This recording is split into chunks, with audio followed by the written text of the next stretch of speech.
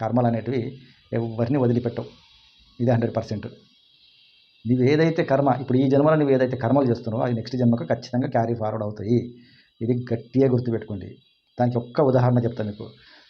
ఒక చిన్న పిల్ల పుట్టగానే పిల్ల కాలు లేకుండా పుడుతుంది. ఒక పిల్లోడు పుట్టగానే కన్ను లేకుండా పుడతాడు. ఒక పిల్లోడు పుడుతూనే చేతులు ఉండవు, 2 కాళ్ళు ఉండవు. ఏం పాపం చేశారు మరి వాళ్ళు?